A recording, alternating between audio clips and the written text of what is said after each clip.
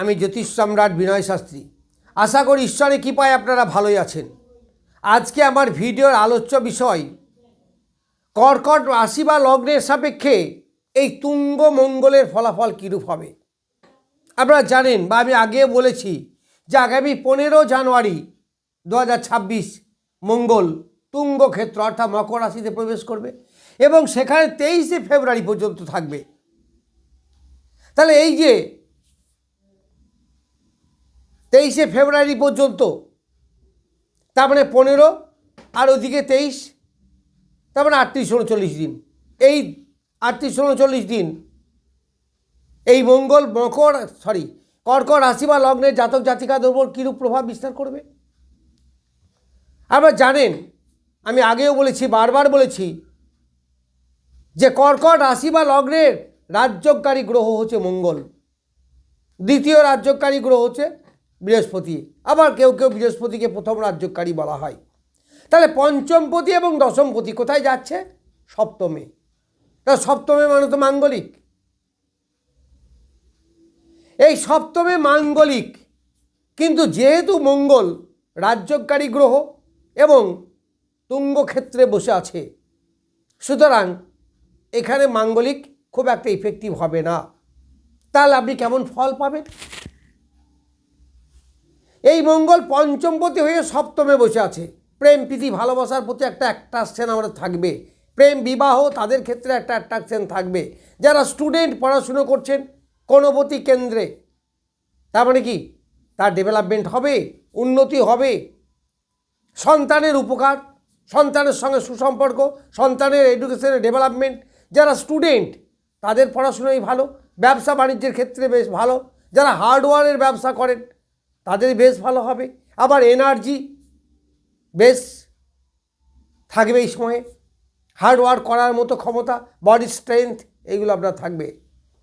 এই মঙ্গল সপ্তমে থাকবে, তার ব্যবসাতে উন্নতি করাবে। মঙ্গলের ব্যবসায় যারা মেডিকেল লাইনে আছেন, সেটা মেডিকেল রিপ্রেজেন্টেটিভ হতে পারে, সেটা একটা কর্ম তো।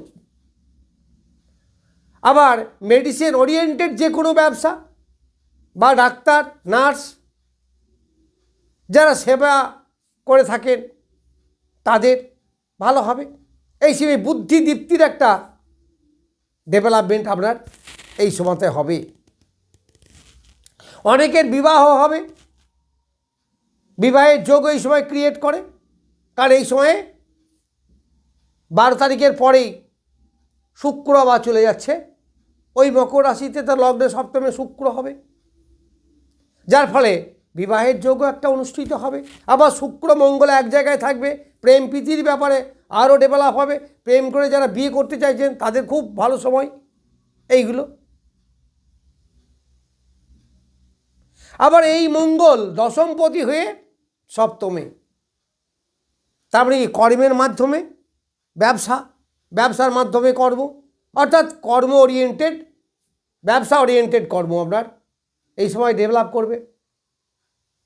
তবে চাকরির পক্ষে খুব একটা যে ভালো সেটা বলতে পারছি না, কারণ দশম স্থান তো কর্মস্থান বটেই, কিন্তু কর্মের ব্যাপারে পঞ্চম খুব একটা ভালো জায়গা নয়, যার ফলে এখানে একটু ডিস্টার্ব করবে।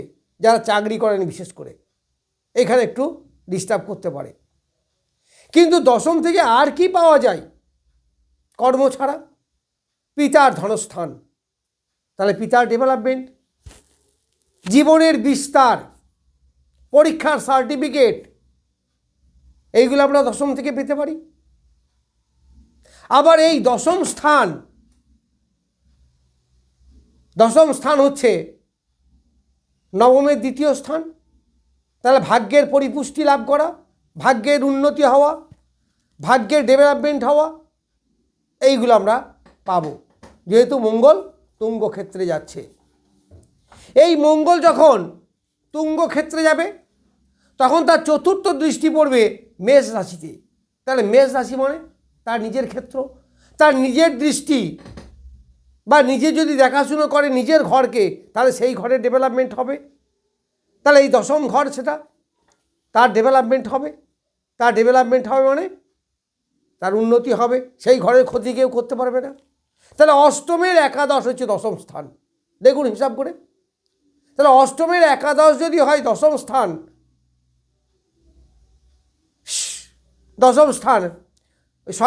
অষ্টমের তৃতীয় স্থান, তাহলে তো অষ্টমের প্রতিষ্ঠা হবে, সেটা যথেষ্ট ভালো। তাহলে অষ্টমের প্রতিষ্ঠা হয় মানে আপনার নেগেটিভিটি দূর হবে। আপনি যে ব্যবসা করেন সেই ব্যবসার মাধ্যমে তার প্রতিষ্ঠা আসতে পারে, সেটা ল প্রফেশনে হতে পারে, অ্যাস্ট্রোলজার হতে পারে, যারা সুদের ব্যবসা করেন হতে পারে, গোপন কোনো ব্যবসা করেন হতে পারে, এই সমস্ত ব্যবসার প্রতিষ্ঠা হবে, কারণ অষ্টমের তৃতীয় স্থান হচ্ছে দশম স্থান। এইবার এই মঙ্গল তার সপ্তম দৃষ্টি দেবে কোথায়? রাশি বা লগ্নের উপরে।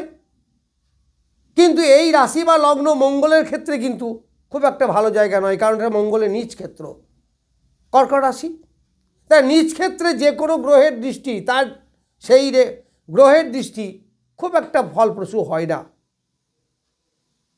তবুও যেহেতু কর্কট রাশি বা লগ্ন মঙ্গলের মিত্র ক্ষেত্র, কিছুটা ডেভেলপ করাবে, খুব যে ভালো উপকার হবে তা নয়। তবে যেহেতু রাজ্যকারী গ্রহ, রাজ্যকারী হিসাবে একটা ফল তো আছে, তুঙ্গ ক্ষেত্রে যাচ্ছে তার একটা ফল তো আছে, ফলে কিছুটা ডেভেলপ করবে। তা রাশি বা লগ্ন ডেভেলপ হলে কী হবে? শরীর স্বাস্থ্য, মন মানসিকতা এইগুলো ভালো থাকবে, যে কোনো বাধাকে আপনি সহজে অতিক্রম করতে পারবেন। তবে সেটা হয়তো প্রথম দিকে একটু বাধার সৃষ্টি হবে, তারপরে হবে। এই মঙ্গলের অষ্টম দৃষ্টি পড়বে সিংহ রাশিতে, অর্থাৎ কর্কট রাশি বা লগ্নের দ্বিতীয় স্থানে। তাই রাজ্যকারী গ্রহ যে দ্বিতীয় স্থানে দৃষ্টি দেয়, সে তুঙ্গ ক্ষেত্রে মানে যথেষ্ট বলবান। আবার মঙ্গল অগ্নিকারক গ্রহ, অগ্নিকারক গ্রহ যদি অগ্নি রাশিতে দৃষ্টি দেয়, তাহলে আপনার ডেভেলপমেন্ট আনবে। কি ডেভেলপ আনবে? আপনার ধনস্থানের উপকার, ধনস্থানের উন্নতি, ধনের ডেভেলপমেন্ট, সেভিংস হওয়া, পরিবারের মধ্যে সুসম্পর্ক বজায় রাখা, আত্মীয় বর্ণের সঙ্গে সুসম্পর্ক তৈরি করা, নতুন নতুন প্ল্যান তৈরি করা, সেই প্ল্যানকে ইউটিলাইজ করা, একটা মানসিকতা, এইগুলো আপনি পারবেন, এই সময় আপনারা পাবেন। তাছাড়া দ্বিতীয় থেকে আমাদের বাক্যের বিচার হয়। তবে এই বাক্যের বিচার হয়, এইটা কিন্তু একটু সমস্যায় ক্রিয়েট করবে, কারণ মঙ্গল হচ্ছে কোস্টেড কাট, তার গলার স্বর হচ্ছে, কণ্ঠস্বর হচ্ছে একটু জোরে জোরে। আবার তার অষ্টম দৃষ্টি, এটা খুব একটা ভালো নয়, ফলে মুখমণ্ডলে কোনো ক্ষত সৃষ্টি করা, আঘাত লাগা, বাক্যের মাধ্যমে অনেক প্রিয়জন চটে যাওয়া, কটু বাক্য বলা, আসলে অতিরিক্ত স্পষ্ট কথা বলে মঙ্গল, যেটা অনেকের সহ্য হয় না। কারণ এখনকার যুগে তো বুঝতেই পাচ্ছেন যে স্টেট কার্ড বলা, সোজা কথা বলা, এইগুলোকে ভালোভাবে মানুষ নেয় না। দাঁতের প্রবলেম আপনাদের হতে পারে এই সময়, এই যতদিন মঙ্গল, দ্যাট মিন্স মঙ্গল 23শে ফেব্রুয়ারি থাকবে, এই সময় দাঁত নিয়ে একটা প্রবলেম হওয়া, এইগুলো আপনাদের এই সময় হতে পারে। আত্মীয় বর্ণের সঙ্গে সুসম্পর্কের অভাব, একটা চাপা ক্ষোভ, অর্থগতভাবে ভালো হবে, কর্মের দিক থেকে ভালো হবে, ব্যবসার দিক থেকে ভালো হবে, কিন্তু শারীরিক ডিস্টার্ব একটু করবে। আবার লগ্নে দৃষ্টি দিচ্ছে বা রাশিতে, সেই ক্ষেত্রে যারা সুগারের রুগী আছেন তাদের একটু সমস্যার সৃষ্টি করবে। এই সমস্যার সৃষ্টি করে মানে বিরাট ক্ষতি করে দেবে আপনার, তা নয়, কিন্তু এত ভয় পাওয়ার কোনো কারণ নেই। আমরা ভগবান নয় যে সব বলে দিচ্ছি ঠিক হবে। এখানে আপনার দশা দেখার দরকার আছে, অনেক কিছু দেখার দরকার আছে। এটা 10 ভাগের 1 ভাগ বলছি আমি। যদি আপনার ছকে মঙ্গল বলবান হয়, সঠিক জায়গায় বসে থাকে, তাহলে ভালো হবে, সেরকম কিছু ক্ষতি করতে পারবে না। কিন্তু মঙ্গল যদি ষষ্ঠ, অষ্টম, দ্বাদশে থাকে বা অশুভ গ্রহে দশা চলে, তাহলে আপনার ডিস্টার্ব করবে, সেটা করবেই, এটা বলা যায় না। তবে যেহেতু এটা নিজ ক্ষেত্র, মঙ্গলের খুব একটা ফেভারেবল জায়গা নয়, সেই ক্ষেত্রে রক্ত দূষিত পীড়া, যেমন কারো হাই প্রেশার, লো প্রেশার বা রক্ত দূষিত পীড়া, সুগার, এই ধরনের একটা সমস্যার সম্মুখীন আপনারা হলেও হতে পারেন। এতে ভয়ের কোনো কারণ নেই, নিজেকে একটু সতর্ক থাকবেন। এই মঙ্গল মাঙ্গলিক, তো মাঙ্গলিক হলে কী করবেন? আপনি এই সময় বগলামুখী মন্ত্র পাঠ করতে পারেন।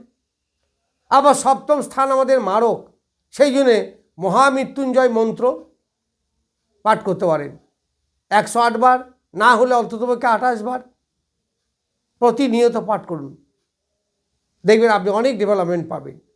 এছাড়া হনুমানজির চালিসা যদি পড়তেও না পারেন, শুনবেন মোবাইলে খুলে দিয়ে, তাতেও লাভ হবে। মঙ্গলবার একটু হনুমানজির পুজো করা, এই সমস্ত করবেন, তাহলেও আপনার অনেক লাভ হবে। যাই হোক, আমি কর্কট রাশি বা লগ্ন সাপেক্ষে মঙ্গলের অবস্থান এবং তার ফলাফল প্রতিকার সম্বন্ধে কিছু বললাম। নমস্কার, আজ এই পর্যন্তই।